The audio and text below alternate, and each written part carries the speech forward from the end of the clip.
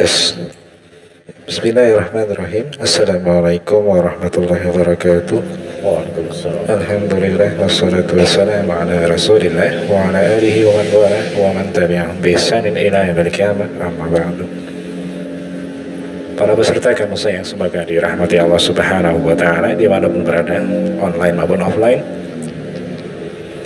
Alhamdulillah, kita aturkan rasa syukur kita kepada Allah Subhanahu wa taala atas limpahan rahmat dan hidayahnya. Kita bisa bermajelis kembali baik secara online maupun offline dalam rangka untuk mengkaji sebagian dari ilmu agama Allah Subhanahu wa taala, wabil khusus yang berkaitan dengan ilmu pendidikan anak dalam kitab Al-Jami' fi Ahkam wa Adabi Sibyan. Tidak lupa salawat serta salam semoga selalu tercurah pada panutan kita Nabi Muhammad Sallallahu Alaihi Wasallam beserta keluarga, para sahabat dan pengikutnya hingga akhir nanti. Dan para peserta kamu sayang, semoga dirahmati Allah Subhanahu Wa Taala. Seperti biasa, insya Allah kajian pendidikan anak akan disampaikan oleh guru kita Al-Ustadz Abu Idris Ingkar Suprantoro Hafidhullah.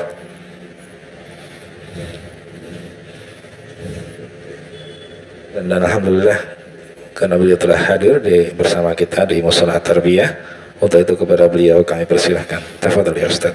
Bismillahirrahmanirrahim. Assalamualaikum warahmatullahi wabarakatuh. Alhamdulillahi hamdan katsiran tayyiban barakan fih kama yuhibbu rabbuna wa yarda. Asyhadu an la ilaha illallah wahdahu la syarika lah iqraran bihi wa tauhida. Asyhadu anna Muhammadan abduhu wa rasuluh sallallahu alaihi wa ala alihi wa sahbihi wa man wala wa man tabi'ahum bi ihsan ila yaumil qiyamah. Di sore ini kita akan melanjutkan masih pada pasal penyempurna dalam bab 2, yaitu pada pasal ketiga tentang bahaya belajar kepada ahlul bid'ah. Ya. Telah berlalu di pembahasan sebelumnya disinggung bahwa agama seseorang itu dinur rajul ala dini muallimi. Agama seseorang itu tergantung dengan agama gurunya. Dan perlu dimaklumi bahwa pada pembahasan ini akan kita tambahkan seputar masalah definisi bid'ah dulu agar supaya seorang dia tidak tersalah. Yang jelas bahwa bid'ah yang dimaksud di sini adalah tentu bid'ah diniyah, ya, bid'ah yang sifatnya agama, ataupun bid'ah di dalam urusan dunia. Perkara urusan dunia itu secara asal adalah mubah, karena Allah itu yang dia huwallazi khalaqalakum ma fil ardi jami'a. Dia Allah Ta'ala, zat yang telah menjadikan apapun yang ada di muka bumi itu untuk kalian. Jadi perkara dunia itu hukumnya secara asal adalah mubah gitu. Jadi mubah. Nah, karena mubah dikreasi, dibikin bid'ah dunia, tidak ada masalah. Ya, misalnya di masa Nabi kendaraan itu pakai onta. Kalau sekarang kendaraan pakai motor, ya, pakai mobil, pakai pesawat, ya itu bid'ah dunia, tidak ada masalah.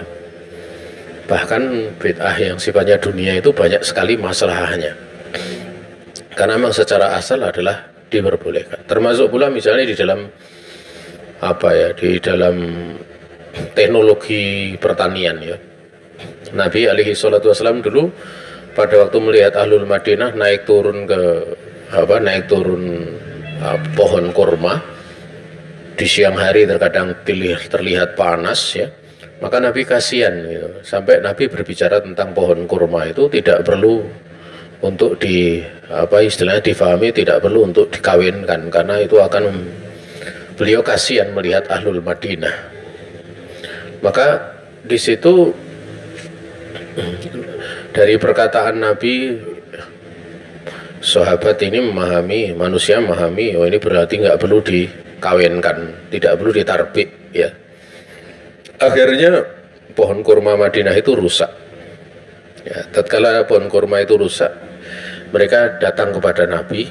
Kemudian Nabi bersabda, kalian itu lebih tahu urusan dunia kalian, antum a'lamu bisu'uni dunyakum. Nah, ini menunjukkan bahwa ilmu-ilmu berkaitan dengan dunia itu dikembalikan pengetahuannya itu kalian lebih tahu. Jadi kalau di situ ada bid'ah urusan dunia, tidak ada masalah itu. juga Nabi alaihi salatu wasallam pernah ya, beliau menyampaikan satu perkara yang berkaitan dengan ilmu dunia. Ya, kita tahu bahwa orang Mu'tazilah itu punya keyakinan Nabi itu hanya ngurusi urusan agama saja. Ya, tapi yang benarnya tidak demikian. Ada perkara-perkara yang terkadang urusan dunia itu Nabi diberi izin oleh Allah untuk masuk di dalamnya. Karena masalah agama itu nanti mencakup pula masalah dunia. Nah, suatu saat ada seorang laki-laki di masa Nabi itu mengeluhkan sakit perut dari saudaranya. Maka Nabi alaihi salatu wassalam bersabda, asqihi bi asalin, ya, beri saja minum madu. Datang pertama ya, itu dinasihati itu. Datang kedua masih sakitnya tambah parah katanya perutnya. Nabi bersabda masih seperti itu. Datang ketiga masih seperti itu. Dan datang yang keempat itu Nabi sampai bersabda sodaqallah, maha suci, maha benar Allah di dalam khobarnya. Kenapa? Karena masalah madu itu memberikan faedah, bisa ngobati segala penyakit, itu dalam khobarnya Allah. Dan ngobati penyakit itu kan sifatnya urusan dunia, bukan urusan agama, urusan dunia. Kemudian Nabi alaihi salatu wasallam tetap bersabda, ya, beri minum, minumilah dia madu. Setelah itu kemudian sembuhlah lelaki tersebut setelah datang yang keempat. Nah, di sini sebenarnya kalau kita lihat ya, Nabi beliau istilahnya mengalami hal yang demikian atau dengan izin Allah Subhanahu wa taala. Itu kaitannya kan dengan ilmu dunia gitu. Tapi di situ tersirat pula bahwa memang dalam urusan kalau sampai diberi minum lebih daripada 3 kali, yang itu jumlah 3 kali itu banyak, itu kan dimaklumi pengobatan itu ada dosis. Bener obat, tetapi ada dosisnya gitu. Ya, ada dosis. Nah, maka kalau kemudian dikembangkan ilmu kedokteran itu, pengobatan itu oleh manusia, itu termasuk bid'ah dunia, itu tidak ada masalah, bahkan bagus, ya. Nah, sehingga yang dimaksud dengan bid'ah di sini itu bid'ah dalam urusan agama. Ya, makanya diterangkan oleh para ulama bahwa bid'ah itu ma'uhdisa ba'da mautin nabi because dita'abud, bahwa bid'ah itu adalah sesuatu yang diadakan nabi, ya, diadakan ya sepeninggal nabi dengan maksud untuk beribadah, dengan maksud untuk takorub, mendekatkan diri kepada Allah. Jadi bid'ah di dalam urusan agama, bukan bid'ah di dalam urusan dunia. Ya. Dan bid'ah di dalam urusan agama itu masuk di dalam cakupan firman Allah, wa antaqulu 'alallahi ma la ta'lamun.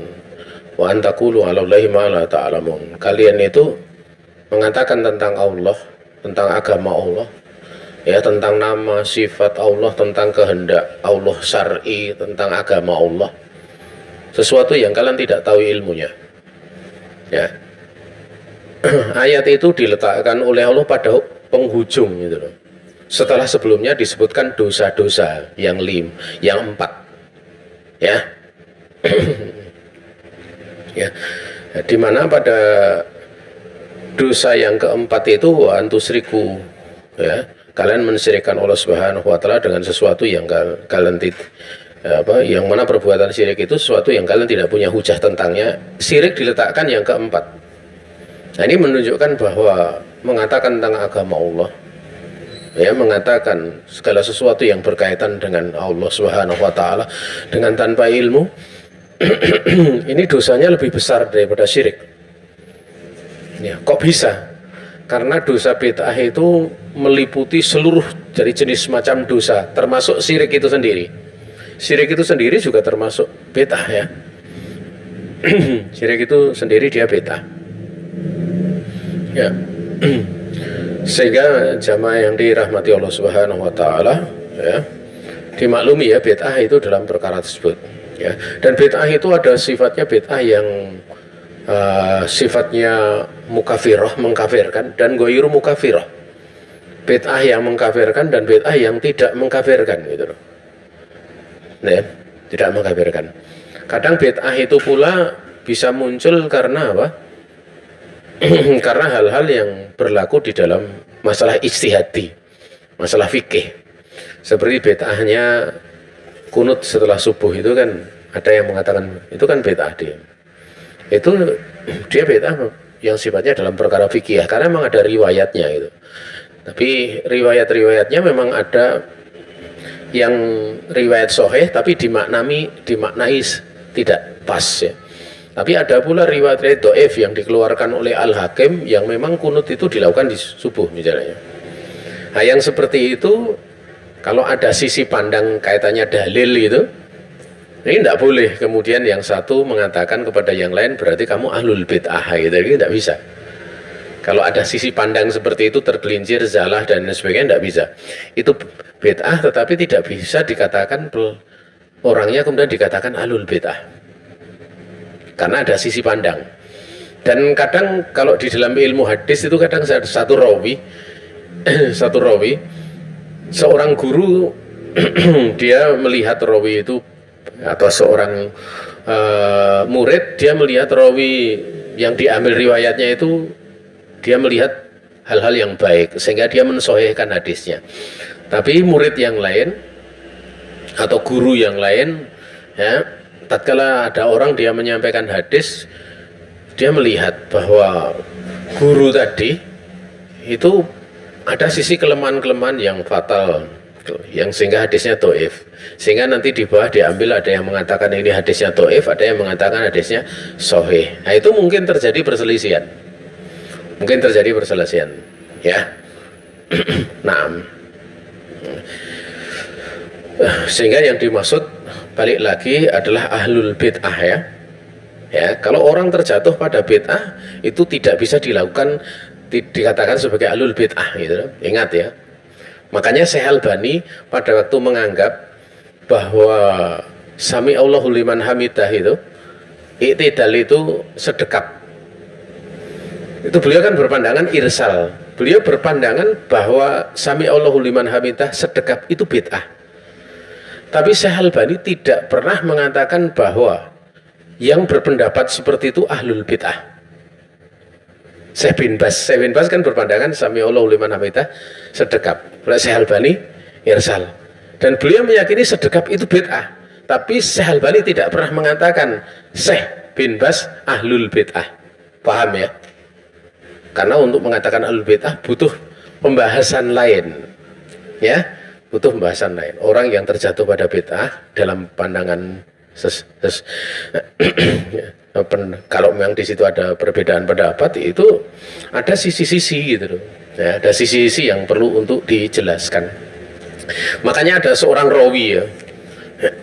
Seorang rawi namanya itu Ja'far bin Sulaiman Ad-Dubai. Nah, Ja'far bin Sulaiman Ad-Dubai ini sebagian ulama mensikohkan. Imam Bukhari menjadikan beliau rawi di dalam Al-Adabul Mufrad, tidak dalam Sahih Bukhari tapi dalam Al-Adabul Mufrad ya. Ya. Kemudian ya, Ibnu Hibban juga mentikokan ya. Kemudian Imam Ahmad mengatakan la ba'sabih, tidak mengapa dengannya. Padahal rawi ini dikenal apa? Dikenal dia itu soduk, terpercaya, tetapi dia tasayuk, terpengaruh syiah, kesiah-sihaan.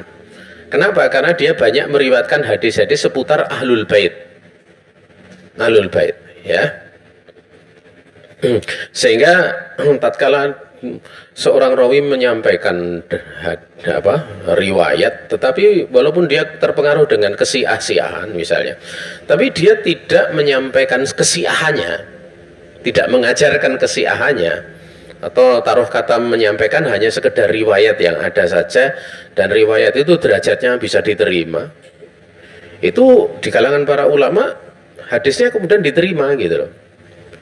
Makanya ya, Ibnu Hajar ya, beliau tetap walaupun mengatakan tasayuk tapi dia soduk itu ya terpercaya, artinya hadisnya bisa diterima. Ya, diterima.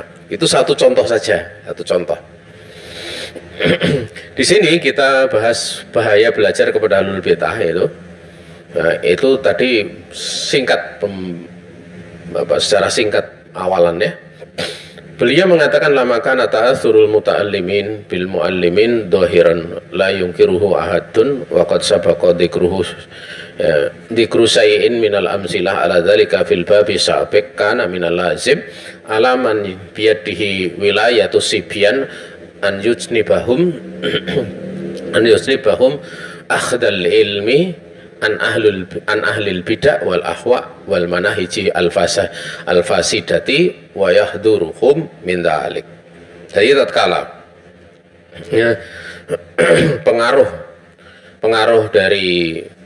pada murid karena pengajar itu sangat jelas. Pengaruh yang ada pada murid karena pengajarnya itu sangat jelas, tidak ada seorang pun yang mengingkarinya. Ingat, tidak ada seorang pun yang mengingkarinya, ya. Maka sungguh telah berlalu penyebutan sebagian dari contoh-contoh hal tersebut pada bab yang sebelumnya.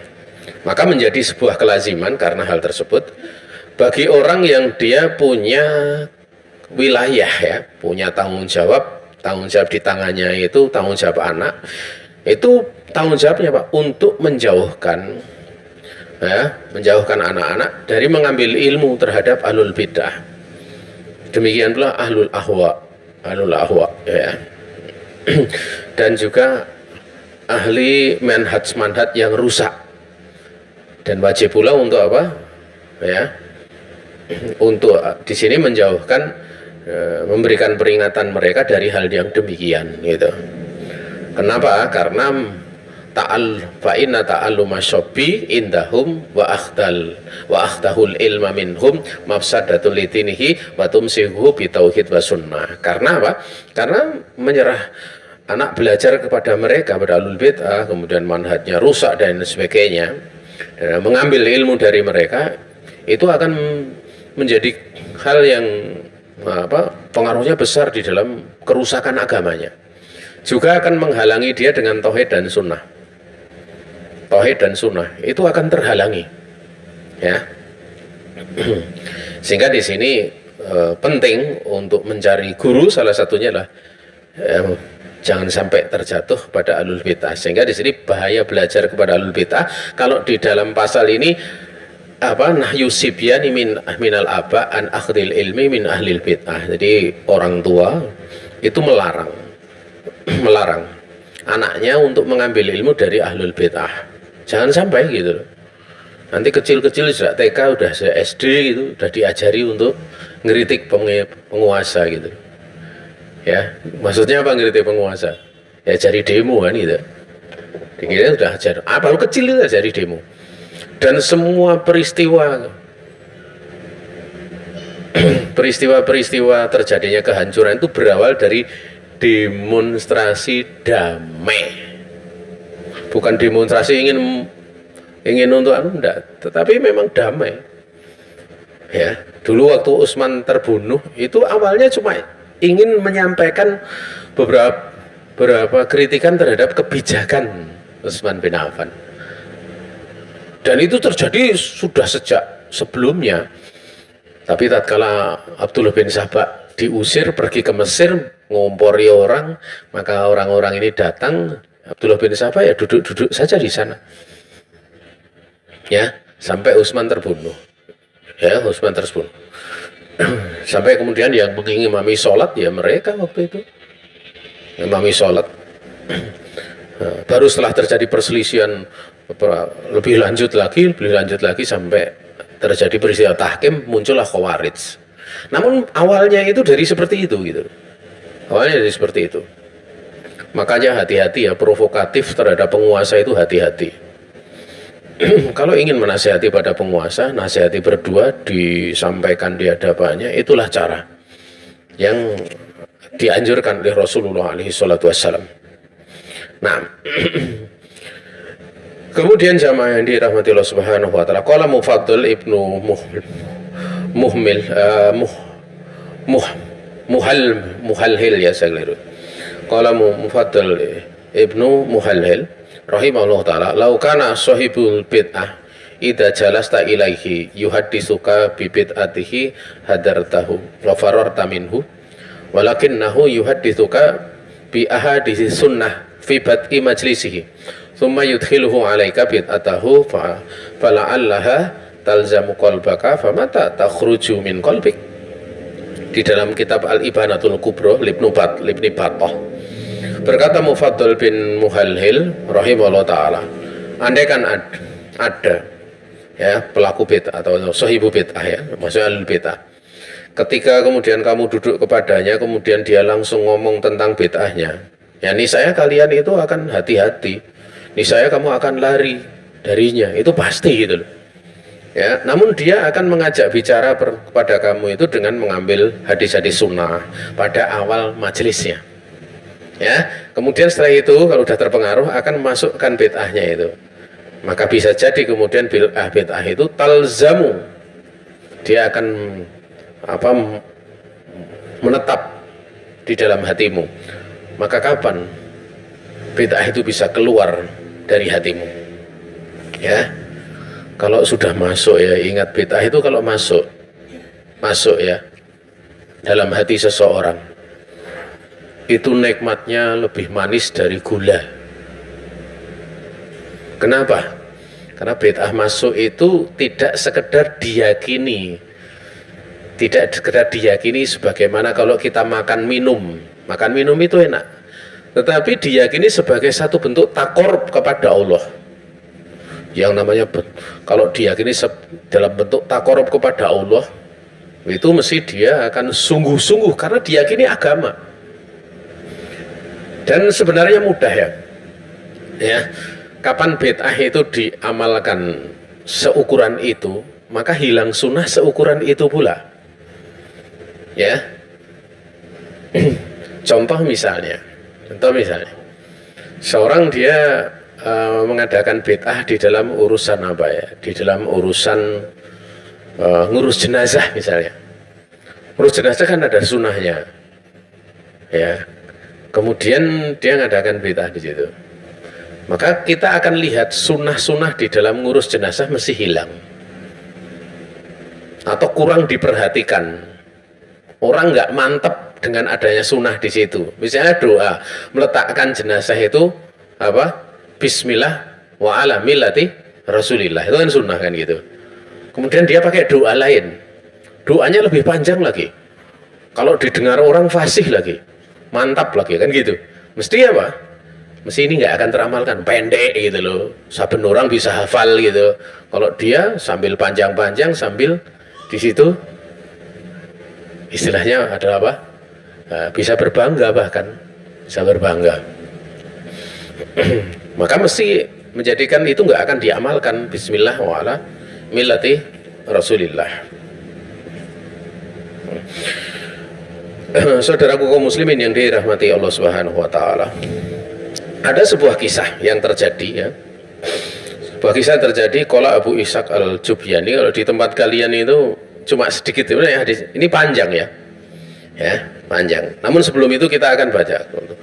Walau qala qail inna ma yata'allamu indahum al-Qur'ana faqat wa lam ajala lahum fi nasri bid'atihim fa aqul la yakhfa anna sabi yuhibbu muallimah wa yaqtadi bihi fi jami'i umurihi walau ba'dahin. Kalau kan andaikan kemudian ada orang yang berkata, ya sungguhnya dia itu cuma belajar di sisi mereka ahlul bid'ah itu Al-Qur'an saja, yang lain nggak belajar. Ya, sehingga tidak ada tempat bagi mereka menyebarkan bid'ahnya. Maka aku katakan, mu'alif kitab ini yaitu beliau mengatakan tidak tersembunyi bahwa anak itu dia kalau belajar mesti akan cinta kepada gurunya dan akan mengikuti gurunya dalam seluruh urusannya walaupun setelah berlalu beberapa masa setelahnya. Artinya apa? Tetap bahaya itu ada. Bahaya itu ada. Dan ingat ya, kalau sudah cinta nanti repot sekali. Maka di antara contohnya adalah perkataan dari Abu Ishaq Al-Jubyani. Ya. Berkatakan Abu Ishaq Al-Jubyani Beliau mengatakan la tu'allimu auladakum ila indar rajulil hasanidin fadinu sobi ala dini muallimih. Beliau mengatakan janganlah kalian tuh mengajarkan anak kalian kecuali kepada lelaki yang bagus pemahamannya, bagus agamanya. Karena agama anak itu sesuai dengan agama pengajarnya. Ya. Jadi di sini kaitannya dengan orang yang agamanya bagus itu ya ada dua macam gitu loh. Ada dibersihkan dari dua macam. Pertama, ahlul bid'ah. Ahlul bid'ah itu walaupun akhlaknya sebagus apapun itu agamanya rusak. Ingat, agamanya rusak. Walaupun misalnya dia bagus akhlaknya, kayak orang-orang sufi itu akhlaknya bagus. Ya.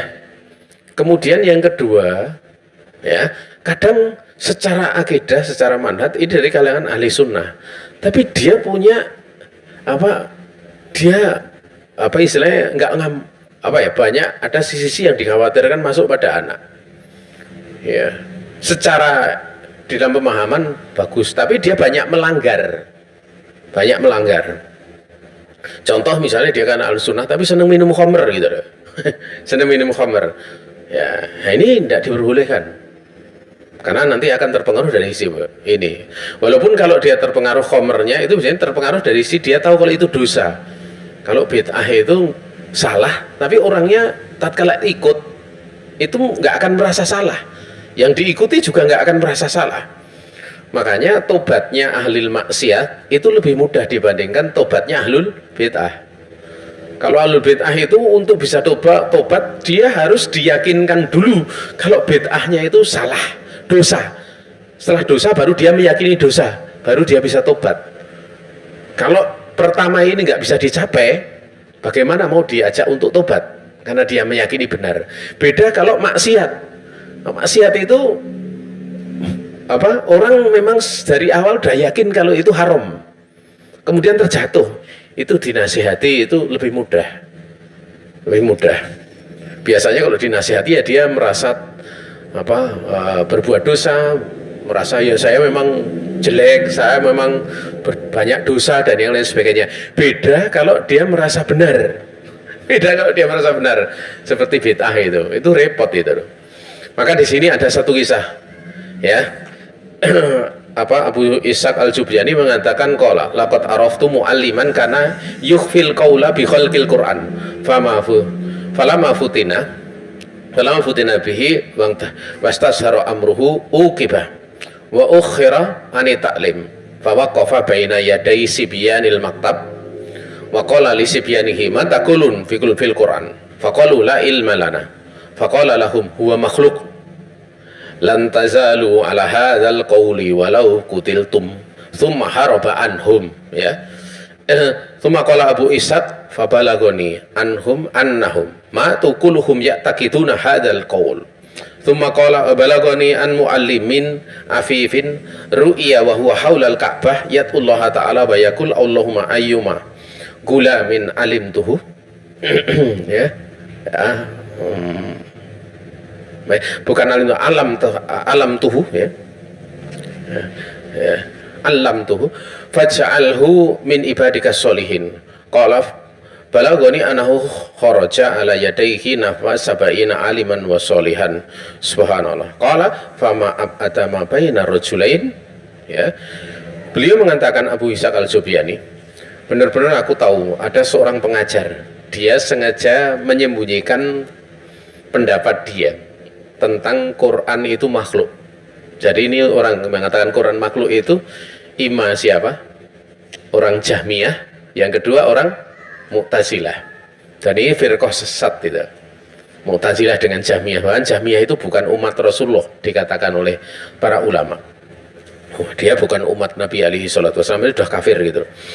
Maka tatkala futina bihi, ya, tatkala dia sudah faham, diberikan kefahaman, kesempatan, waktunya sudah tepat, dia ngajarkan kepada anak, ya, awalnya itu menyembunyikan. Tatkala sudah tepat waktunya, kemudian sudah jelas urusannya, dia bisa nyampaikan, dia sengaja menunda. Di dalam pelajarannya ditunda, nanti di akhirnya disampaikan. Di akhir kan dari taklim. Jadi tatkala ngajar sampaikan hal yang bagus, nanti di akhir taklim Ya, maka dia berdiri di hadapan anak-anak yang ada di tempat belajar, ya. Dia berkata pada anak-anak, apa yang kalian katakan tentang Al-Quran? Maka anak-anak yang namanya anak kecil mengatakan, la ilma lana, kami tidak punya ilmu. Ya, maka dia kemudian mengatakan Quran itu makhluk. Terus menerus pokoknya kalian itu berada di atas pendapat ini, Quran makhluk, sekalipun kalian dibunuh. Jadi didoktrin, dikasih doktrin gitu. Kemudian setelah selesai menyampaikan di akhir pelajarannya kan, maka setelah itu dia melarikan diri. Otomatis kalau melarikan diri kan pemahaman sudah ada di situ, santai-santai saja kan gitu. Ya. Kemudian Abu Ishaq berkata, maka sampai kepada aku tentang mereka, tentang murid-murid ini, yaitu anak kecil yang didoktrin dengan doktrin itu. Bahasanya mereka itu mati semua di atas keyakinan, di atas mereka meyakini bahwa Al-Quran itu makhluk, di atas pendapat ini.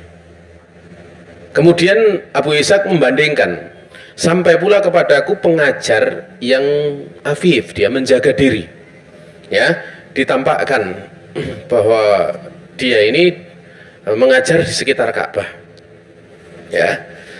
Dia berdoa kepada Allah sambil kemudian dia berkata, ya Allah, mana saja dari anakku yang anak-anak yang aku ajari ini, maka jadikanlah dia dari bagian hamba-hamba Engkau yang soleh. Maka beliau mengatakan sampai kepadaku bahwa keluar melalui kedua tangan orang ini, ulama ini, kira-kira 70 orang alim dan orang soleh. Maka beliau kemudian mengatakan, fama ab'ada baina rajulaini, betapa jauhnya keadaan dari dua orang laki-laki ini. Satu ngajarkan bid'ah sampai murid-muridnya rela mati di atas bid'ahnya. Yang satu mengajarkan kebenaran al-haq sehingga muncul orang-orang alim, demikian pula orang-orang yang soleh, alim dan soleh. Itu adalah contoh ya, contoh yang sangat mudah untuk kita lihat gitu loh. Ada pula perkataan dari Yahya bin Ma'in, ya. Qala Yahya bin Ma'in rahimahullah taala, sami'tu min Abdir Razzaq kalaman yauman. Ya, Masya Allah, ya, Yahya bin Ma'in dia mendengar dari Abdur Razzaq. Abdur Razzaq itu siapa? Abdur Razzaq itu seorang ahlul hadis, ya, ahlul hadis di masa tabi'in, ya dia. Ya. Yang beliau ini banyak mengumpulkan ucapan-ucapan sahabat. Beliau punya kitab namanya Musonaf Abdir Razzaq. Beliau ahlul Yaman. Ya, makanya kalau ada orang Yaman itu sampai dicari hadisnya dari berbagai negeri, itu biasanya nanti akan dikaitkan dengan Abdur Razzaq ini. Karena muridnya itu dari seluruh dunia, dari berbagai negeri datang belajar kepada Abdur Razzaq. Maka di sini, ya, beliau mengatakan, Yahya bin Ma'in mengatakan, aku mendengar dari Abdur Razzaq kalaman yauman, ya, pada suatu hari tentang sebuah ucapan. Maka fasadaltu bihi ala mandukira anhu minal madhab. Kemudian aku berdalil dengan ucapan beliau terhadap apa yang telah disebutkan darinya dari pendapat yang ada. Kemudian fakultulahu, maka aku berkata kepadanya, inna ustadzika alladzina akhadta anhum thiqat kulhum ashabus sunnah, ya, yaitu Ma'mar, Malik ibnu Anas, Wabnu Jurej, wa Sufyan Ats-Tsauri, wal Auza'i, fa amman akhata hadzal madhab. Ya, afan saya ulangi ya, beliau ini Abdur Razzaq ini adalah seorang tabi'ut tabi'in, bukan tabi'in, ya. Ya, kemudian aku berkata kepadanya, sungguhnya guru-guru kamu itu kamu telah mengambil ilmu dari mereka itu adalah orang-orang yang thiqat. Guru-guru kamu itu orang-orang thiqat. Semua dari ashabus sunnah. Yang pertama Ma'mar, kemudian Malik bin Anas, kemudian Ibnu Jurej, Sufyan Ats-Tsauri, Auza'i. Lalu dari mana kamu mengambil pendapat ini? Ya, pendapat ini, karena pendapat itu ada di situ pembahasan yang sedikit terpengaruh dengan ilmu kalam gitu loh, ya, ilmu kalam. Maka kemudian Abdul Razak mengatakan qadima alaina Ja'far ibnu Sulaiman ad-Dubai fara'aituhu fadilan Hasan al-Hadi fa akhadtu anhu hadza. Maka beliau kemudian mengaku di hadapan Yahya bin Ma'in, ya saya waktu itu Ja'far bin Sulaiman ad-Dubai tinggal di dekat di daerah kami waktu itu. Maka aku melihat dia adalah orang yang punya keutamaan, dia bagus di dalam memberikan petunjuk, maka aku mengambil darinya pendapat ini. Artinya di situ Abdul Razak ini dia seorang ahli sunnah, dia belajar kepada ulama-ulama di masanya, ya, seperti tadi Ma'mar, Malik, ya, Malik bin Anas, kemudian Juret, Sufyan Ats-Tsauri, Auza'i. Namun kemudian dia pernah mengambil dari Ja'far bin Sulaiman ad-Dubai, sehingga di situ terpengaruh pada sebagian perkara dan ketemu dengan Yahya bin Ma'in, sampai kemudian Yahya bin Ma'in, karena Yahya bin Ma'in itu kenal betul ulama-ulama seperti Ma'mar, kemudian Malik bin Anas, Ibnu Juret, Sufyan Ats-Tsauri, Al-Auza'i, ya, dan yang lainnya. Beliau kenal pendapat-pendapatnya. Lah kok ini ada pendapat beda gitu loh, dikeluarkan oleh Abdul Razak. Kemudian dia mengaku bahwa dia mengambil itu dari siapa? Ya, dari Ja'far bin Sulaiman ad-Dubai. Maka di situ jamaah yang dirahmati Allah Subhanahu wa taala, orang sekelas beliau saja, Abdul Razak saja, itu terpengaruh. Apalagi anak-anak. Itu menunjukkan bahwa agama guru, pemahaman guru itu sangat berpengaruh kepada seorang murid, ya, atau seorang anak, ya.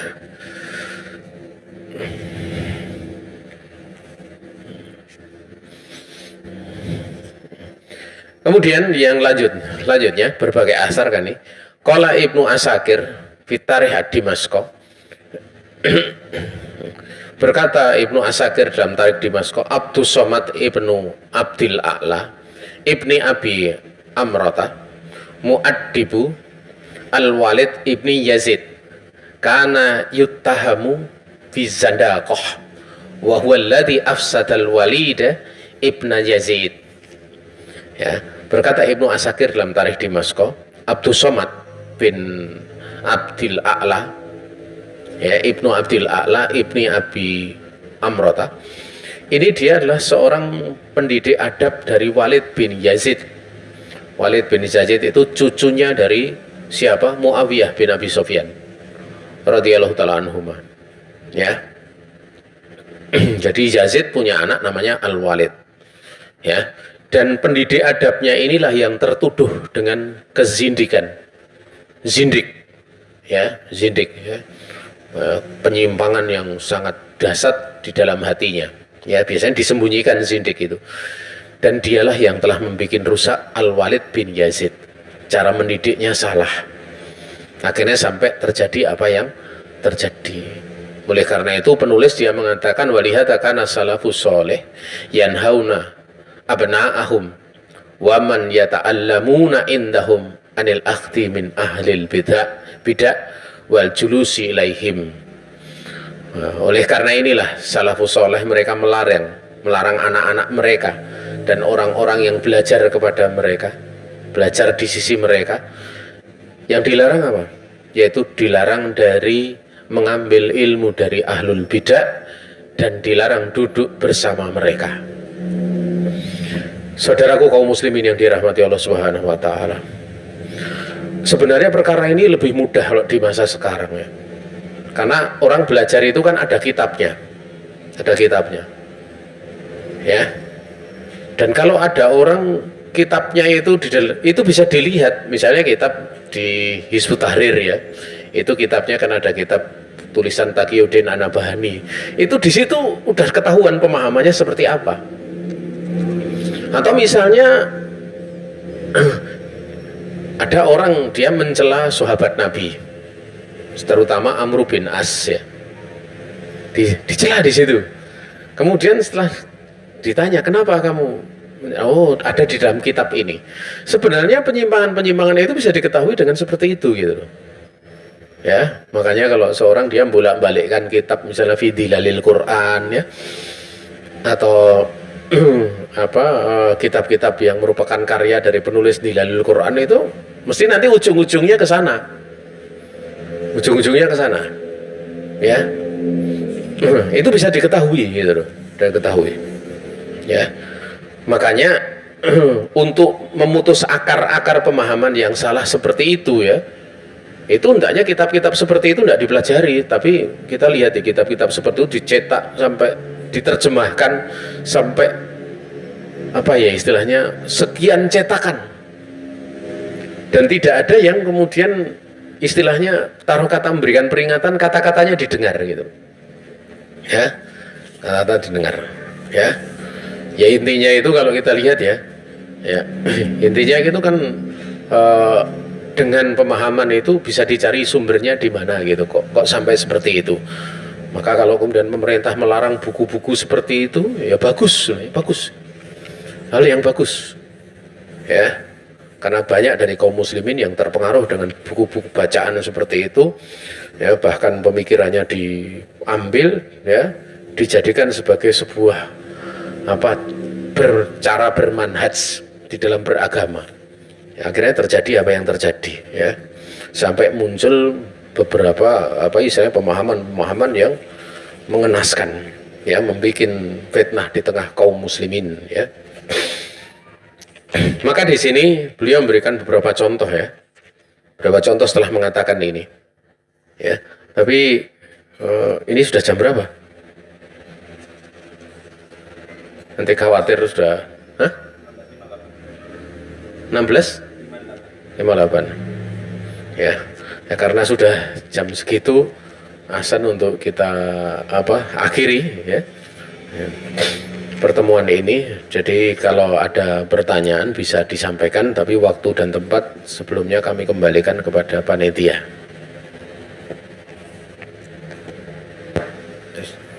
Kami ucapkan jazakallahu khairan kepada Ustaz Abitas Inggar Suprantara hafizahullah ta'ala atas ilmu yang telah disampaikan.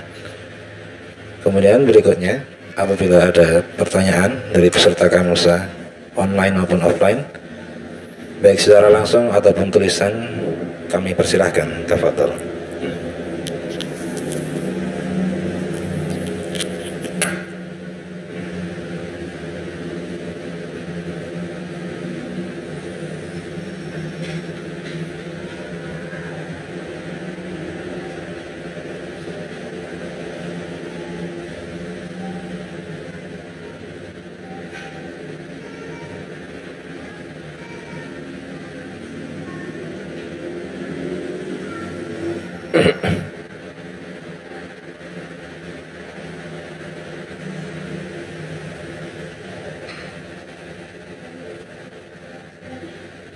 Ada enggak?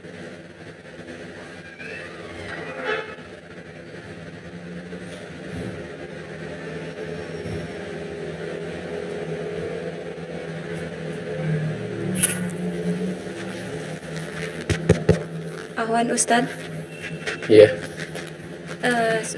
Ana mohon izin bertanya, dan sebelumnya Ana minta maaf kalau pertanyaan Ana sedikit mungkin dibilang terlalu jauh.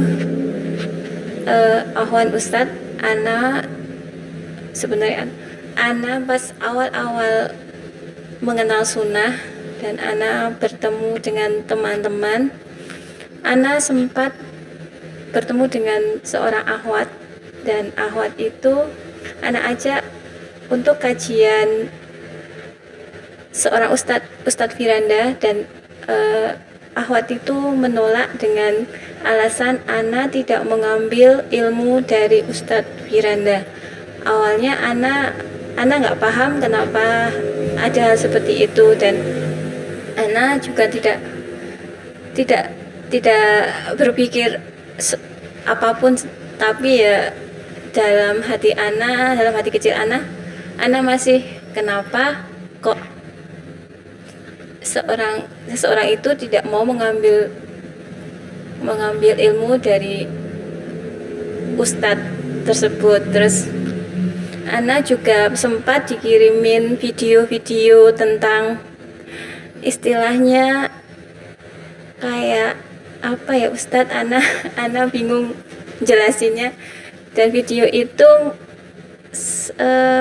menggambarkan kayak seseorang itu berbicara seperti ini, tapi kenapa malah sepertinya tidak konsisten dalam pembicaraannya kayak gitu Ustadz. Ana nggak bisa jelasin. Iya. Nah, Ahwan Ustadz, itu aja karena dari dulu Ana pengen bertanya tapi Ana takutnya lancang untuk bertanya seperti ini. Ahwan Ustadz. nah.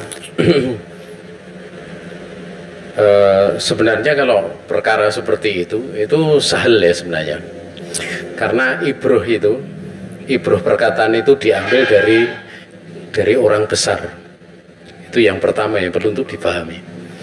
Jadi jangan dengarkan dari perkataan orang-orang yang ucapannya itu lam yuk tabar. Ini pertama. Nah, itu orang kan berarti kan sudah menilai seorang dai kan. Sebenarnya mudah sebenarnya seperti itu. Sebenarnya dai itu dia bagus atau tidak itu kan bisa diketahui gurunya, itu salah satunya.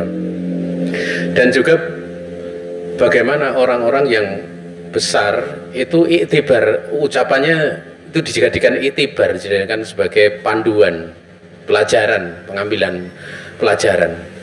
Ya dilihat aja, kan beliau itu kan belajar, punya guru dan juga diberikan pujian. Ya, diberikan pujian dan muasalah dengan ulama. Ya. Dan itu tentu orang jenis seperti ini. Ini yang perlu untuk diketahui. Makanya perselisihan yang muncul dari bawah itu sebenarnya hendaknya dikembalikan kepada orang-orang yang besar aja. Itu lebih mudah gitu loh. Lebih mudah karena kalau sudah sampai ke bawah itu biasanya nanti ucapannya itu tidak pakai apa istilahnya, tidak pakai hujah. Ya, tidak pakai hujah. Walaupun misalnya di situ memang ada perselisihan, tapi nanti disampaikannya itu sudah, kalau dikatakan seperti laisal khobar kal muayyan. Khobar itu tidak seperti kenyataan yang sesungguhnya. Dan memang kalau kita tarik ya di kalangan para ulama sendiri ya ada khilaf gitu, ada perselisihan ya tentang satu perkara. Sehingga kemudian nanti ada seorang dai mengambil ulama ini, kadang mengambil ini, ya. Dan kalau kita lihat dari ulama-ulama yang muktabar ya, salah satu contohnya misalnya beliau pernah suatu saat terjadi perselisihan dengan seorang dai, ya seorang ustadz juga. Nah, kemudian bertemu dengan Syekh Shalih Al Fauzan, dan Syekh Shalih Al Fauzan menerima keduanya. Ini kan sebenarnya kalau kita lihat itu di situ ada ibroh yang besar gitu. Nah, ibroh yang besar. Apakah sebenarnya perselisihan di situ itu sampai seperti perkataan tadi sehingga tidak perlu mengambil ilmunya, atau sebenarnya perselisihan yang di situ ada ranah untuk satu sama lain bisa menyampaikan hujahnya, karena yang namanya seperti itu nggak akan kosong sejak zaman dulu. Contoh misalnya Imam Syafi'i saja. Imam Syafi'i itu dulu pernah dicela oleh salah satu ulama besar di masanya, ya ya itulah, dan dibela oleh Imam Ahmad bin Hambal. Ya memang benar ada beberapa pembahasan seputar Imam Syafi'i dalam masalah hadis itu. Tetapi apakah kemudian kritikan itu bisa menjatuhkan kedudukan Imam Syafi'i sebagai seorang ulama ahli fikih? Kan enggak. Beliau adalah imam, dan beliau waktu itu yang bela kan Imam Ahmad. Imam Ahmad itu muridnya siapa? Imam Syafi'i. Dan Imam Ahmad kemudian menjadi ahlul hadis. Artinya kalau ahlul hadis muncul dari Imam Syafi'i, muridnya menjadi ahlul hadis, terus gurunya tentu dia paham tentang hadis gitu. Hanya saja pada beberapa perkara memang beliau tidak dijadikan rawi dari Imam Bukhari gitu loh. Ya, karena syarat Imam Bukhari rawinya lumayan ketat ya. Tetapi ini tidak menjadikan berkurang kedudukan dari beliau, ya. Maka dilihat saja. Kalau kemudian yang diambil adalah ulama-ulama ahli sunnah yang masyhur, misalnya kayak Syekh Abdul Muhsin Al-Abbad, kemudian juga kalau kita juga mengambil dari Syekh Shalih Al Fauzan, dan tidak muncul dari perkataan-perkataan orang besar seperti itu tentang tadi Ustadz Firanda. Terus tidak bisa kemudian langsung apa istilahnya perkataan orang tersebut untuk diambil ibrohnya, ya. Karena perkataan dia itu perlu untuk ditimbang, ilmunya di mana gitu loh. Karena orang mendatangkan sebuah celaan itu kan mesti ada penjelasannya. Makanya jarhul mufassar itu ada jar yang mesti diperinci gitu loh ya. Dan saya sangat tidak menganjurkan untuk penuntut ilmu sibuk dalam hal-hal seperti ini di awal ya. Ya, karena kalau kita belajar terus itu memang memungkinkan terjadi perselisihan, itu mungkin. Misalnya kalian belajar bahasa Arab ya, sampai qatrun nada, itu nanti bisa qatrun nada, belum nanti kalau sudah diambil usul fikih, ini mungkin terjadi lagi, karena di dalam fikih itu penerapan usul fikih itu memang terjadi istihadi, dan sifatnya perkara yang sifatnya istihadi ya. Oleh karena itu ya sekali lagi ya nggak usah didengar ucapan yang seperti itu ya. Hendaknya sibukkan belajar, nanti insya Allah akan dia akan paham mana yang lebih maslahah ya. Wallahu ta'ala. Mungkin demikian ya.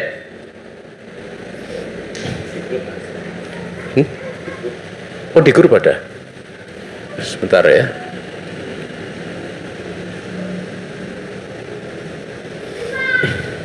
Dan bismillah ya.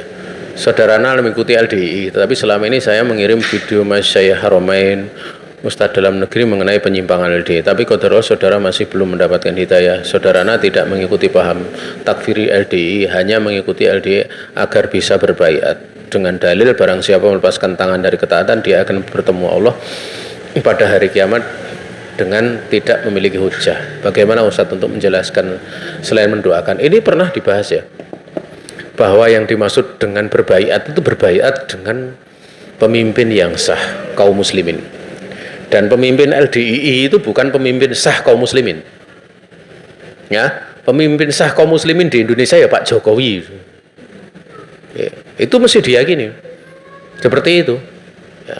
Dan baiat itu kan tidak semuanya mesti baiat, tapi karena sifatnya fardu kifayah, sebagian baiat itu sudah cukup. Makanya dulu para sahabat ya, dulu waktu Umar bin Abdul Aziz dibaiat itu cuma dibaiat oleh penduduk yang hadir di masjid itu ya, dia nyerahkan ke khalifan kemudian dibaiat di situ. Ya, sifatnya seperti itu. Ya.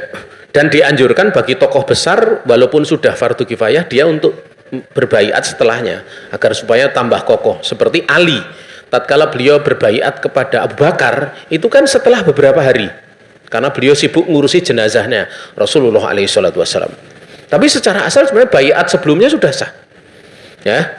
Kemudian kalau yang menjadi alasan itu baiat itu nanti, kalau itu kan pemimpinnya ngakui seluruh agama kan, ini pertanyaan sebenarnya mirip dengan pertanyaan sebelumnya, ngakui mirip di Indonesia diakui agama yang banyak ya. Lah sekarang kalau kita lihat di dalam ahkamu ahli dhimmah, namanya hukum tentang ahli dhimmah, itu kan dhimmah sendiri itu di kalangan para ulama ada dua pendapat, berlaku untuk 3 jenis agama, yaitu Yahudi, Nasrani, dan Majusi. Dan sebagian ulama berpandangan pokoknya selain dari Islam boleh kalau beragama dia menjadi dhimmi. Berarti kan kalau dhimmi agamanya ada di situ kan. Nah, itu alasan penanya ini pernah nyampaikan juga dulu di pembahasan sebelumnya. Artinya apa? Bahwa negara, sebuah daulah mengakui ada agama selain Islam, itu tidak menggugurkan status daripada negeri tersebut sebagai negeri Islam. Seperti misalnya di Indonesia gitu. Di Indonesia kan ada agama itu yang lainnya. Itu tidak ada masalah seperti itu. Itu tidak menjadikan, maksudnya tidak ada masalah, tidak menjadikan negerinya berarti negeri kafir, pemimpinnya nggak sah. Bukan seperti itu. Makanya Nabi alaihi salatu wassalam beliau menyebutkan kepada Hudzaifah tentang kalau ada ada pemimpin yang kondisinya itu seperti diterangkan Nabi, bahwa di tengah mereka itu kan pemimpin yang dia tidak mengambil petunjuk dengan petunjuk Nabi, wala yahtaduna bi hadyi, mereka itu tidak mengambil petunjuk dengan petunjukku, wala yastannuna bi sunnati, mereka juga tidak mengambil sunnah dengan sunnahku. Pemimpin-pemimpin ini, dan di tengah mereka ada lelaki yang hati mereka seperti hati syaitan ya, yang berada pada jisim Bani Adam.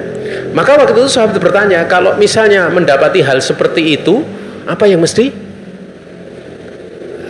kami lakukan? Apa yang mesti aku lakukan? Maka Nabi tetap mengatakan apa? Tasma' wa tuti. Kamu dengar dan kamu taat.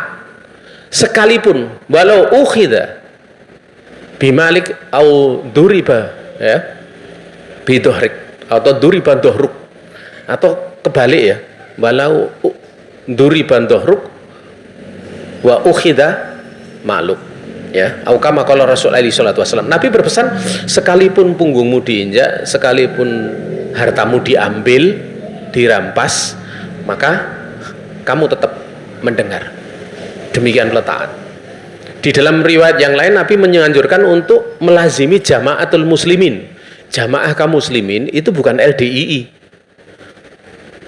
Jamaah kaum muslimin itu terangkan talzamu jamaatul muslimin ma'a imamihim. Kamu lazimi ya jamaah kaum muslimin bersama dengan penguasanya, bersama dengan imamnya. Ya. Makanya dalam kondisi apapun yang bisa menyelamatkan fitnah itu adalah bersama dengan penguasa yang sah. Makanya jihad itu amalan yang sangat agung. Itu Nabi tetap menganjurkan untuk bersama penguasa kaum muslimin. Tidak kemudian jihad sendiri-sendiri. Dan jihad kalau sendiri-sendiri masih nanti akan terjadi kemadharatan yang besar. Tapi bersama kaum muslimin. Makanya jamaah itu maknanya pertama di atas Al-Quran dan Sunnah dengan pemahaman Rasul dan para sahabat. Yang kedua bersama penguasa yang sah dari kalangan kaum muslimin. Sehingga kalau orang LDI itu dia punya kepemimpinan selain Pak Jokowi, ini termasuk dari kategori bugot sebenarnya, memberontak, termasuk kategori jalan ini walaupun mereka nggak mau ngakui. Nah, seperti ini hanya mereka kan tidak memberontak dengan senjata, mereka hanya meyakini pemimpinnya itu saja, tapi nggak mengakui pemimpin yang ada. Sebenarnya secara pemahaman ini jelas pemahaman sesat itu, pemahaman sesat.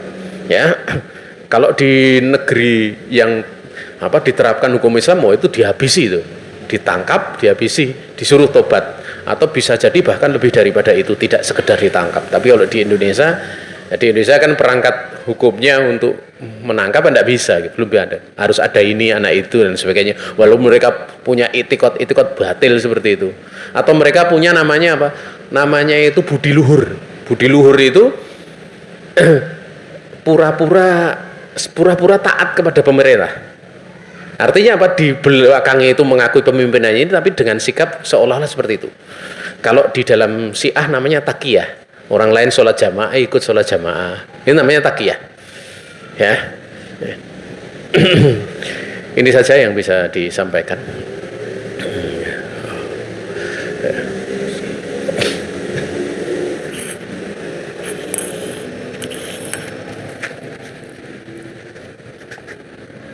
Tes. Ya. Kami mengucapkan jazakallahu khairan kepada Ustadz Abidus Enggar yang telah memberikan jawaban atas pertanyaan ini. Demikian pula kami juga ucapkan jazakallahu khairan kepada para penanya, sehingga kita bisa mendapatkan faedah tambahan dari majelis ini. Para peserta kami yang semoga dirahmati Allah Subhanahu wa taala. Dikarenakan waktu sudah menunjukkan pukul 17.15, maka kita beranjak pada acara berikutnya, yaitu penutupan. Sebelum ditutup, saya selaku pembawa acara demikian pula mewakili panitia, apabila terdapat banyak kesalahan dan kekurangan dalam taklim sore ini, kami mohon maaf yang sebesar-besarnya. Kita akhiri taklim pada sore hari ini dengan berdoa, meminta kepada Allah supaya Allah memberikan taufik kepada kita agar bisa mengamalkan apa yang sudah kita dapatkan. Subhanakallahumma wa bihamdik, asyhadu an la ilaha illa anta, astaghfiruka wa atubu ilaik. Wassalamualaikum warahmatullahi wabarakatuh. Waalaikumsalam.